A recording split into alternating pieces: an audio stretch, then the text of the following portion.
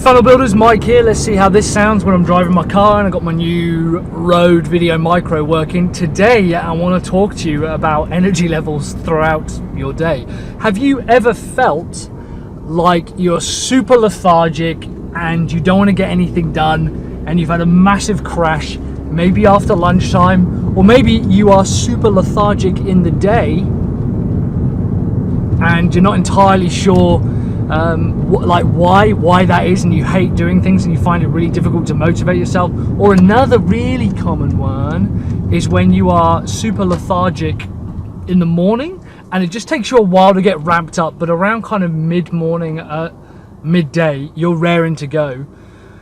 I've been keeping a log of all the different things that I've been doing throughout the day, and I've also been keeping an energy log for how I feel during the day, whether I feel lethargic, so super slow, whether I feel energized, so I'm ready to go, whether my energy level is steady and I'm just kind of doing it, or I'm on fire, so I'm like, yeah, I'm absolutely smashing this out. And what's interesting is, having mapped this for a while now, I'm noticing a definite peak and trough depending on what time it is during the day.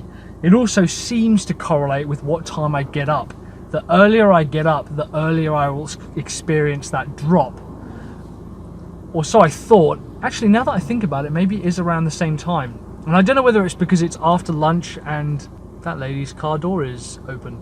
I don't know if it's because after lunch I've got that kind of carb drop and I'm like, ugh, I really don't want to eat anymore, and then I feel really tired. Here's what's interesting though. I've started mapping different tasks to my energy levels throughout the day. So, high income generating tasks, so tasks that I know are going to generate you money. Key result areas as well within the business, so things like creating YouTube content, writing sales letters and things like that. I'm now beginning to map to parts of the day where I am got a higher energy level. I've got a higher energy level and I'm more likely to smash out really creative work. So strategic stuff, I'm noticing that is better for me to do during a time of high energy. For example, in the morning when I wake up about 6 o'clock or whatever, I'm pretty lethargic, I don't feel great, so I tend to read. That's also when Liv and I kind of spend time together in the morning because it's quiet and there's no one around and stuff. That's really nice. But then as soon as 7 o'clock, 8 o'clock hits, that's usually where I'll do something we call a key life area. So that's when I go to the gym, that's when I'll go for a run, that's when I'll smash out something really creative that requires a huge amount of energy. Because even though I thought I was never a morning person, it turns out actually I've got a lot of energy in the morning, and that's when I do my most creative thinking. That's when I'm willing to write really long sales letters, and when I'm able to, you know, problem solve. Around midday, I can feel myself kind of peaking, and I think, ugh, I need to have something like, that's usually when I'll go for a coffee, or have a little mid-morning snack like a banana or an apple or something. And then after that, my energy levels tend to drop. So what do you do when your energy levels drop? For me, that's a really good time to do things like admin. So that's when I'll typically do things like, I'll upload my YouTube videos, I will upload blog content that I've written, I will upload email campaigns that I've written, I'll do the admin content, the admin tasks that don't require a huge amount of brain power. It's also a good time, I've noticed, for me to do meetings. Now, I'm not saying that I come to meetings without any brain power, because obviously I need to bring brain power to the meeting, but it's far easier having a dialogue and a conversation when it goes two ways, as opposed to trying to just force yourself to do work. Here's what I've noticed. After that 2-3 o'clock lull, that's when I begin to pick up again, and I start to think, yeah, this is really good time for me to again approach those creative tasks and approach those creative problems, such as strategy, writing content, doing things like that. I have noticed a few times that after that lull, it kind of drops and it's very difficult for me to get back into it again.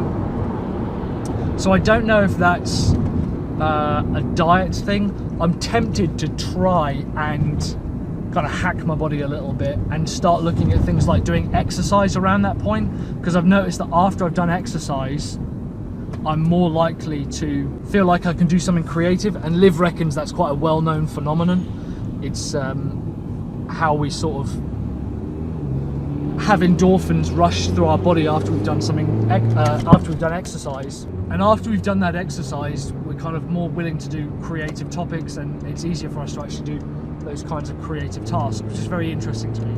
So here's what I've started doing. First of all, I mapped out, and I'm going to share this data with you guys soon. I'm going to share this data.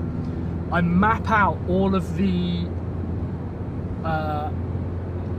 high income tasks, so income generating tasks, key result areas, key life areas. You know, at the end of the day, when perhaps I'm a bit more lethargic, that's a really nice time to spend time with Liv and spend time with friends, because you can chill out and have conversations. But key result areas where I need to be really strategic and thinking clearly, you know, that's when I want to start doing those things during you know, high energy times, so times when I've got, like, I'm on fire. Occasionally the moment will take me, and I've noticed this around 7-8 o'clock, and I become really creative again. I start thinking, oh man, I really want to do this cool thing, and that's when I'll do something slightly later in the day. But during my times when I am lower energy and I'm more lethargic, that's when I'll do my admin based tasks, or things that perhaps don't require as much brain power or are more collaborative. For example, that's when I'll have meetings, that's when I'll book calls, and I'll want to book them during times that are, you know, more suited to kind of lower energy levels. So the first thing I did is map those out throughout the day. I just logged every half an hour.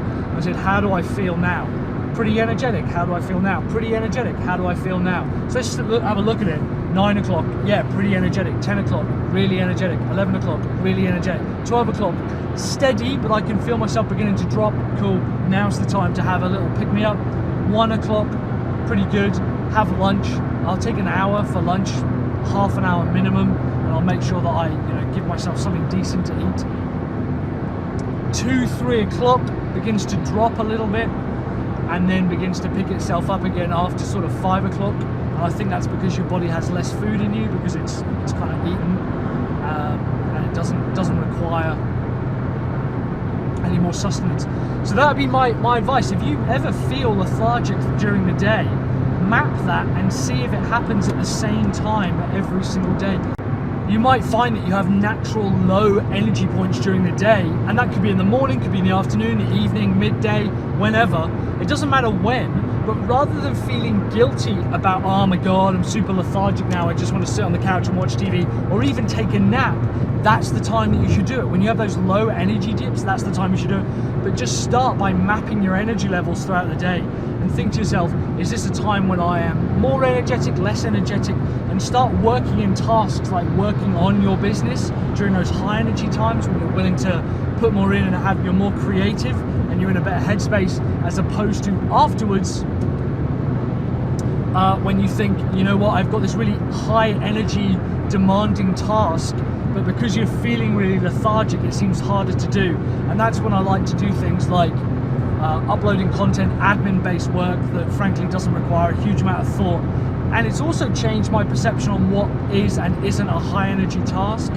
Uploading content and backing my calls, so making sure I have phone calls or things during those low energy tasks, during those low energy times, that's when I want to do them. But if I have to tackle something quite creative, or if I have to think creatively about a problem, for example, recently I had to find and disseminate all of our content, and it turned out that wasn't really an admin task. It had to require quite a lot of energy, so I've pushed that to a time when I have to use quite a lot of energy. This is one of the ways that you can begin to manage your time better and do a bit more life management.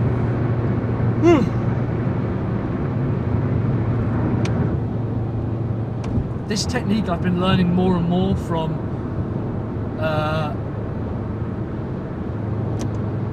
Rob Moore, his book Routine Equals Results,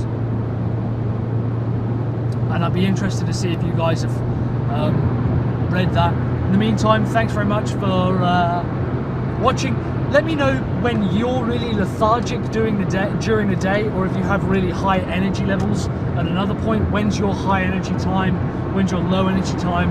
What do you like? What does your cycle look like? Let me know in the comments below. In the meantime, I've got a couple of videos either side here that I'm sure you guys will find interesting on a similar topic, maybe something that we can